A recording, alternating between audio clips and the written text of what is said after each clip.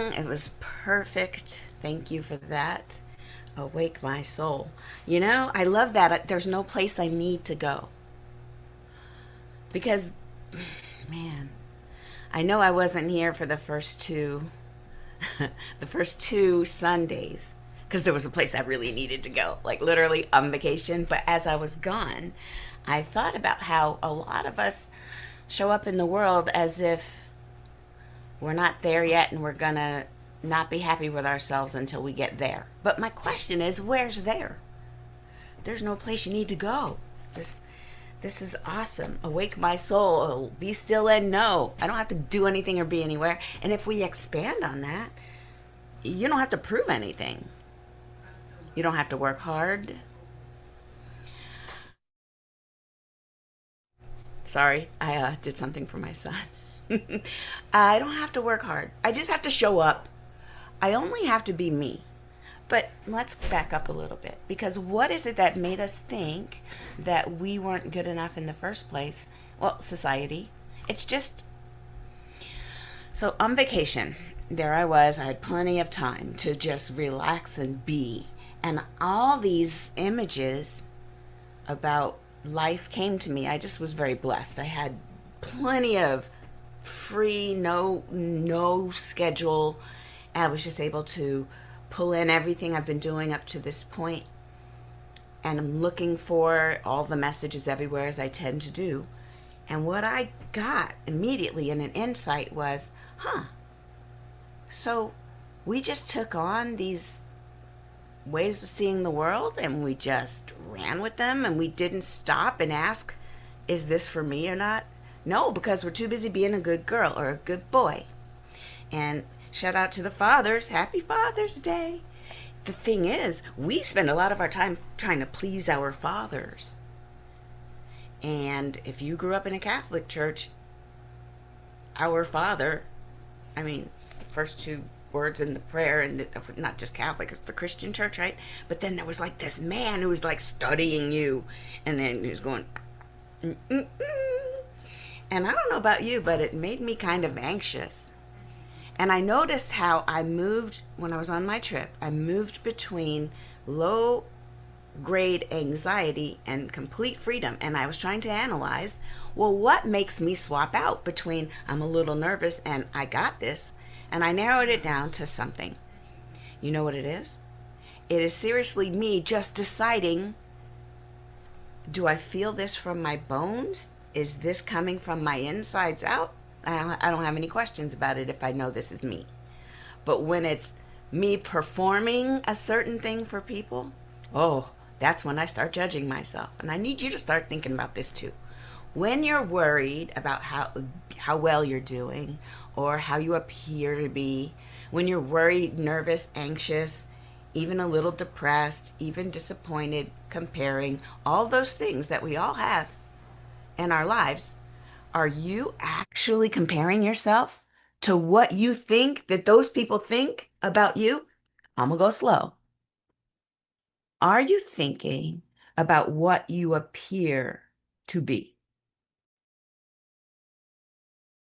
Or are you thinking about who you're here to be? Oh, sorry, those are bars. I'm gonna need to write this down. Are you comparing your appearance and then looking for approval based on your appearance? Or are you just here to reveal something and then it does whatever it's supposed to do? Your job is over because you were here to reveal. Like those are two different energies. And every single time that I was on performance, and I'm on vacation with family, so you know how that can be. There are old patterns that people fall back into, and I don't know the role that you play in your family, but how many of you would be surprised to hear that I would be the quirky one, the wild one, the one who's a little bit different? Yeah, I know. You're probably not surprised. Maybe you are too. Maybe we're all a bunch of so-called black sheep in our families and we all found each other and we're like, yay. But the idea about me feeling weird about myself always comes when I'm considering how I must appear in the eyes of those who would judge my appearance. And every time I let that go, I was like, nah, whatever, it is what it is. And then I got into another little mind. I kind of went on some journeys. Some of it was through dreams and some of it wasn't. But I saw in my dream a vision of individuals. Think the Brady Bunch or Zoom, how you see little squares of people who you have in your life. Now, get this. One of the people I put in the role of judger, the person who judges me, who I'll never be good enough again. And that I don't even know if that person knows that they're playing that role in my life. They didn't, it's not like we both agreed on the other side of the veil and said, all right, so as soon as we get to Earth, I'm going to need you to show up as judgy. And then I'm going to feel a little like not good enough in your presence. And that's going to make me work harder. Okay. Okay. Deal. And then we got here and I was like, oh my God, you're so judgy. I don't know. But I do tell you this. When I woke up from that little vision, I did realize how lucky I am that there's only one little square out of maybe 12 squares where I feel judged by that particular one. Because if you took me back about 20 years ago, I had maybe 4 or 5 people in my life that were super judgy. So shout out to me for house cleaning. The idea is, though, that I did this. I am putting people into roles in my life. I'm creating a story and I am hiring actors to come play their role. It is me doing this to me for my higher good. And now that I'm in on the trick, I get to laugh at it all. I get to enjoy my life and see it as cute, interesting. I'm not going to take it seriously, but I am holding it sacred because these are the lessons, these are the unfoldings that I'm bringing to myself so I can become a bigger, broader, more truly authentic Charlene. So then, of course, I'm preparing for this talk and I'm like, well, how am I going to bring all this? How am I going to weave it all in? And so I was asking my family over the last couple of weeks. I have 2 nephews and a niece, and I was talking to them about where they are in life, what are they doing, and I'm just listening in. And I'm going to tell you consistently, every single one of them in their 30s, they are feeling like, if only I could just figure out what went wrong in my childhood so I can fix it and then get myself ready to receive whatever's coming for me. Because I'm going to say each and every one of these individuals are ready to do some high level, life changing, out far reaching things. But each of them are like me, sitting there like, oh no, but what if it's not good enough? And me in my 60s, I look at my nephew in his 30s. I'm like, oh, are you going to therapy to figure out? You're not going to figure it out. It's not to be figured out. It is to be embraced. Not to not, don't stop therapy. I mean, we need that. We all need it. But I wouldn't. What I learned in the last couple, maybe all over the months, is that my mind is never going to wrap itself around spirit, the higher sacred calling of this vessel. My mind is supposed to serve. It is not supposed to understand it. Get out of the way, mind. Because if we're being honest, the mind is the one that keeps throwing all the spiky strips to stop the speeding energy that's going fast, moving, with intention. My mind will throw some spikes on the ground and say, hold up. We're not supposed to do that. You know, you're a black woman, right? You're not supposed to be, you can't. Excuse you? This mind is fear-based. It was created to keep me safe. It's created to look for the threats in every situation so I can avoid them. But what it has is my head on a swivel and I can't even be present. My mind is sometimes doing too much. It needs to sit down. So what I learned was the way to get your mind to sit down is to take it to another level. Emerson, no, it was not Emerson. Okay, there was a really smart man. Okay, Einstein, that's who it was. I'm like, Emerson, no. Ernest, no. Einstein, it started with an E. He said, you cannot solve a problem at the same level that caused the problem. back to my nieces and nephews. I did just say to them, oh, well, if you're trying to get your mind around the problem, it's probably not going to happen. Your mind is what's causing you to feel unworthy. Your mind is what's causing you to feel that you're not good enough. And your mind makes you think that you have to pay all these dues and do all these things and um, create some, go somewhere. There's no place you need to go. You have to do something in order to earn the worthiness. It's not true. It's an anxiety ridden, zeitgeist born point of view that's anchored in non-truth. What is the truth is that we are made out of love. We are made from love. All we are is love. We don't have to earn love. We are love. So it's a matter of climbing above the mind, 4 feet above, if we're being honest, like our meditation started us at a point above our crown, about 4 feet above the crown. That is the actual extension of the whole body. Our bodies are energy centers.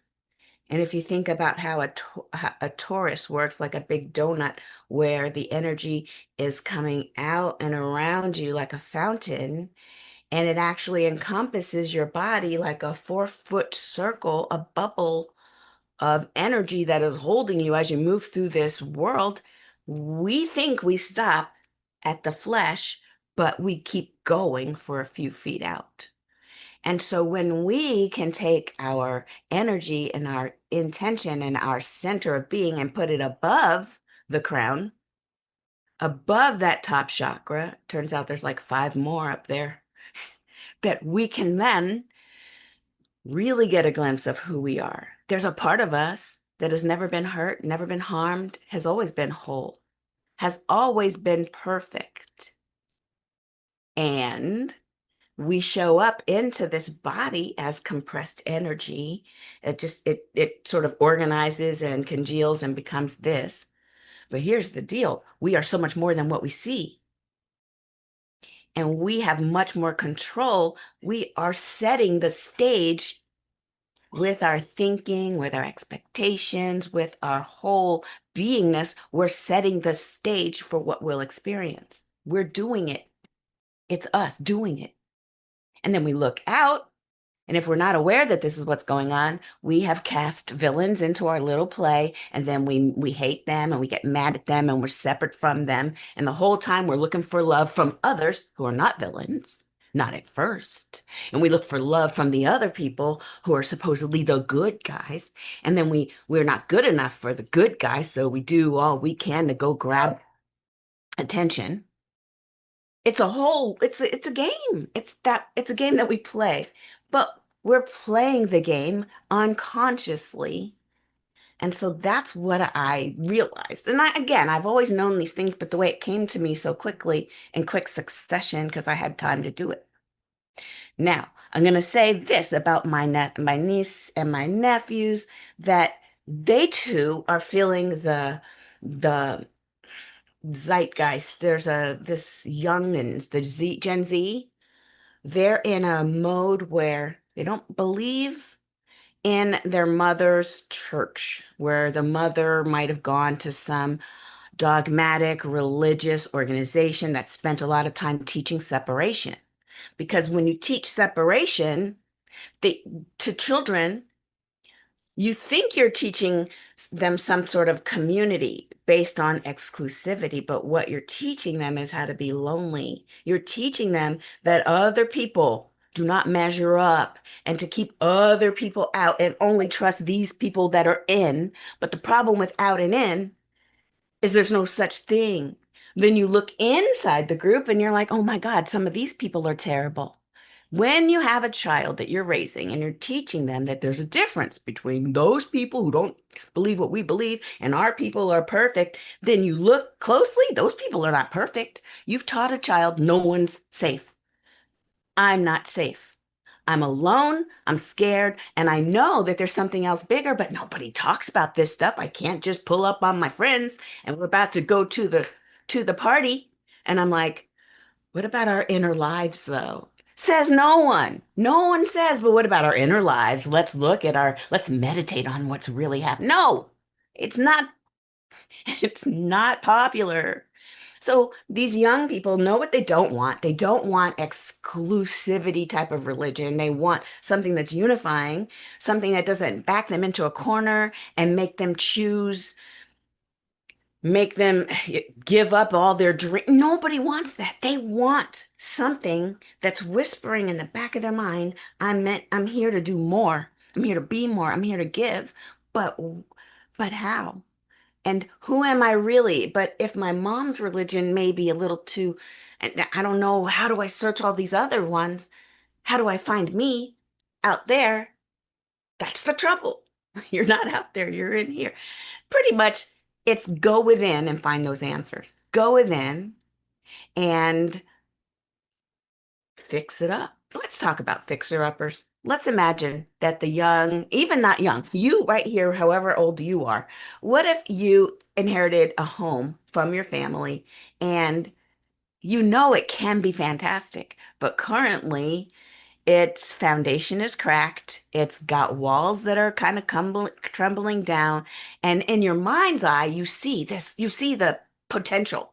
It could have a beautiful veranda. It could be full of light. We could put in this and knock out that.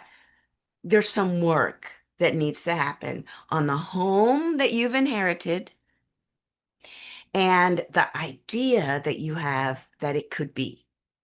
And because the actual fact doesn't match the goal, well, the difference between current state and future state, well, that's the work. That's the work.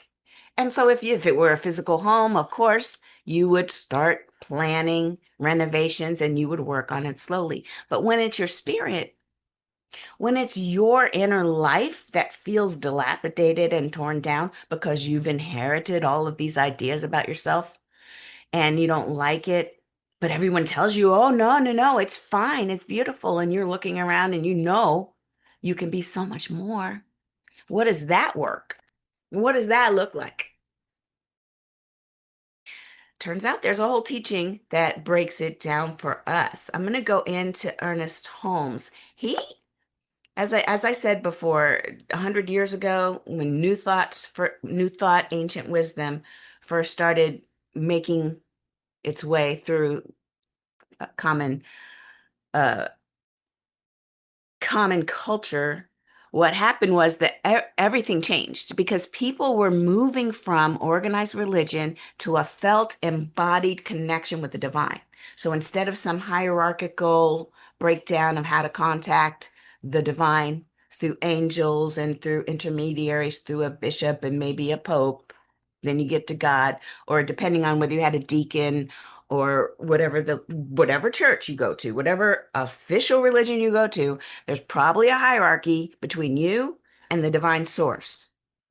So what Ernest Holmes and his compatriot, his colleagues in the time, they started digging back. They went back over time and they found the ancient wisdom, ancient teachings that said, hold up. You can directly contact the one. There does not need to be an intermediary. And then they started giving instructions like, how do we make this happen? So, one of the quotes that I have here for Ernest Holmes that he said in his Science of Mind book, okay, here, if if we would look for a God of love, we must look long and deeply into each other. We must look away from the differences while we penetrate into the unity of the whole. Love alone reveals love. But hate hides the gleam. And so that's the idea that we would look to each other. And the thing about looking to each other for love, you imagine looking at the house that is dilapidated that you have inherited.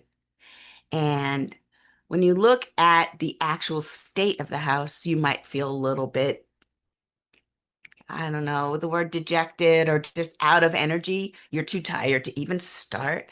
But when we think of this house as ourselves, this is our dwelling. This is where we are. So if we look at it and we see something other than light and wholeness and healing, then our job is to start seeing beyond the appearances, beyond the appearances, where you're looking at, if this were the house that I'm mentioning, you're kind of seeing, okay, with softer eyes, look past some of the clutter, look past some of the crumble, and look for the structure.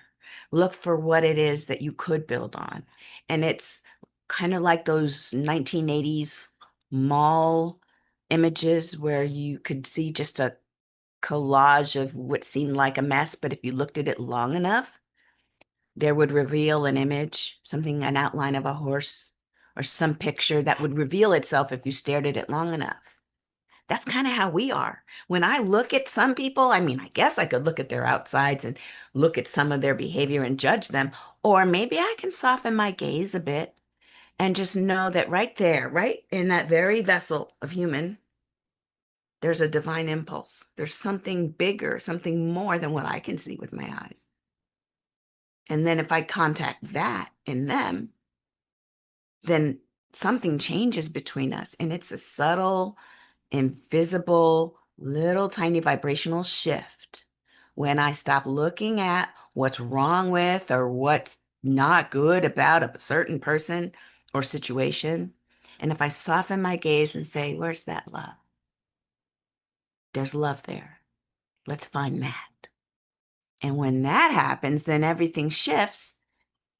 And now we have an idea of how we are connected. It really all comes down to love. So when Tina Turner sings, what's love got to do with it?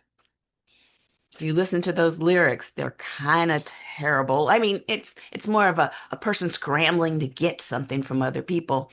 And in that case, love has nothing to do with it. But if we look, she's kind of telling the story of if you're looking around to get something from someone else, first of all, what are you doing? And second of all, love is everything. Love is where we began, and love is where we stand, and it's always everywhere present. And it's only the lack of awareness that love is there that causes all the trouble. I'm not saying love is missing. No, no, no. The awareness that love is here is what causes all the trouble. So love has everything to do with it.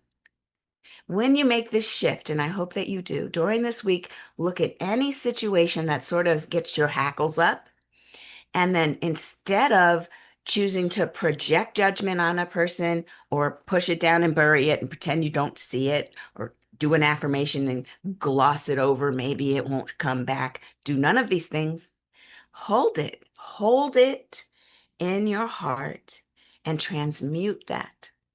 Change that energy. Just watch how, in fact, you don't even have to purposely change it. Love is the highest vibration. And if you bring in that other energy and put it in your heart with love, one of these things will outshine the other. It will be transmuted. And then you don't have a buildup of negativity and you don't have all of the other things that we then have to go to therapy for in order to unlearn. So love is everything, and it's got everything to do with everything. And I hope that today and the next Sunday as well, we get really into how can you take the love that you are and bring it to bear in every situation and watch how just doing that solves it. And I'm already out of time. Can't wait to tell you more, but for now, let's just drop into prayer. There's a divine energy moving in and through and as each and every one of us here on this planet and beyond. That this loving energy, this loving presence that is life itself has never held back. It is always fully embodying every vessel. And I know that right here, right now, we create bigger vessels to hold a bigger amount of love. We are consciously expanding our ability to grow and grow and grow beyond our boundaries, that we push out beyond the life that we ever could have thought that we would be living, and we elevate our position in our own mind. We are no longer the lost, the depraved, the sick one. No. Right here, right now, every single one of these lower vibrations is brought into the idea of love. It is brought into the embodiment of love. It is upgraded and it is upskilled into this amazing embodiment of who we are meant to be. Anything that seemed like a flaw is now a platform that we can build on to help elevate the divine. Watch how these stories take us from what happened and what's terrible to why I'm so glad that happened, because now look at what I've learned. Every single story is now elevated because we get to choose our story. And so we're choosing well. And I know right now that each and every one of us is imbued with the most divine creative energy, and I can't wait to see how it unfolds. So I simply say thank you, life. Thank you, spirit. Thank you for revealing everything as you do. I release it, I let it be, and so it is. And now we get to hear from Soul Pajamas.